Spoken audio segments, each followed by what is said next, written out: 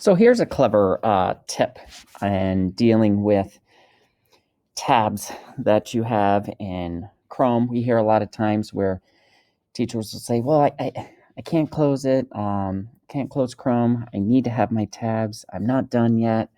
And so there's a way to kind of organize some things, um, maybe to help with that process. So you have the ability. So getting ready to do a presentation here for a conference. And so I have about 3 tabs that all relate to one another. So what I can do is I can right click on a tab and I can say add tab to a new group.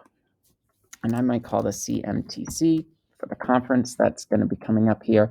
I can give it a particular color if I want. And then that's good to go. And then this right here, this also relates to that same conference here. So I'm now adding that, and you know what, this also needs to go to that, or is part of that conference piece. So you'll see here that I have 3 tabs that have been grouped to CMTC. So if I close that, you'll see that that's been collapsed, and I can, here are the other tabs that I'm currently working on. And when I need to get back to the CMTC, I can click that and I can see those particular pieces that relate to that topic there. And you can do multiple. So maybe I'm doing something on Desmos, and I have a project that I'm working on, and I don't want to lose some of these tabs. I can do that same thing. So now that's in the Desmos one. And again, here's that conference one. My caution here is that you probably do not want to have 50 tabs as a result of this. It'll use up memory and potentially will slow you down.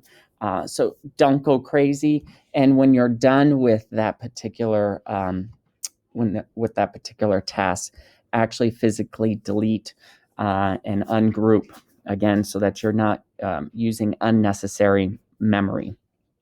Another tip, if I were to close Chrome right now and reopen, let's say I had to restart my machine, whatever the case might be, I'm going to lose those groups. So one thing to keep in mind, if you go into your settings, followed by on startup on the left-hand side here, select the middle option that says continue where you left off. So if I were to close Chrome altogether, reopen Chrome, because I have this set to continue where you left off, all of my groups will in fact show up with the tabs that are included in those groups.